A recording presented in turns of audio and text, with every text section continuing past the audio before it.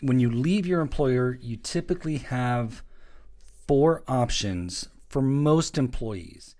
The reason that I'm saying most employees is because if you have less than $1,000 balance in your 401k, your employer can simply just cash you out, and that's the only option that you have available. And so what they'll do is send you a check. It'll be less the taxes and less the 10% early withdrawal penalty if you're under the age of 59 and a half. And that's all you get. You just get the check, no other options. But if that's not you, for most people, most account balances, you're going to have four options. And so it works kind of like this. So the first option when you have a 401k and you are leaving your employer is you can leave that account right where it is. You can keep it in the employer's plan, it stays invested exactly how it is invested, no problem.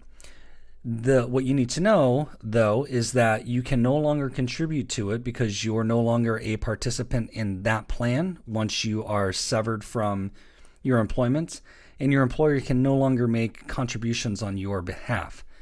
Also, you are 100% responsible for managing that investment account and keeping track of statements and performance and cost and all of that. That's all your responsibility, but you can leave it right where it is.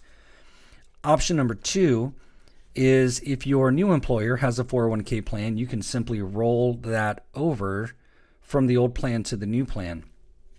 The challenge with that currently is that from the old plan, they're going to send a check to the new plan. So they're not directly portable, which would mean that they would just simply roll over exactly as is from one plan to the other.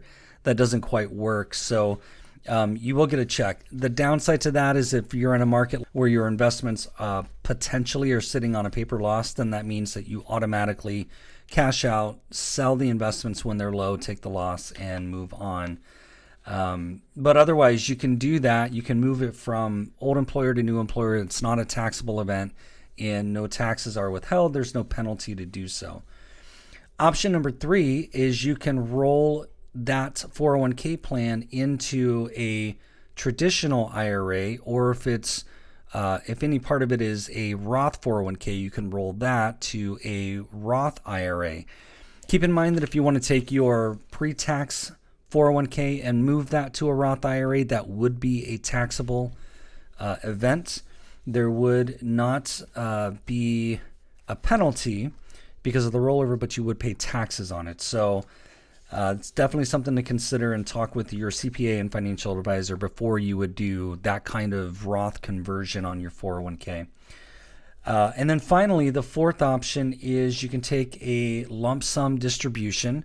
You can pull out any of the amount of the 401k in cash that you want. If you're under the age of 59 and a half, you're going to pay a 10% penalty. And then any amount that you pull out is going to be subject to ordinary tax, just like the rest of your income.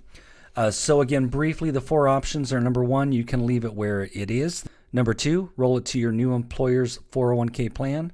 Number three, roll it to a traditional or Roth IRA. And number four, you can take a lump sum distribution.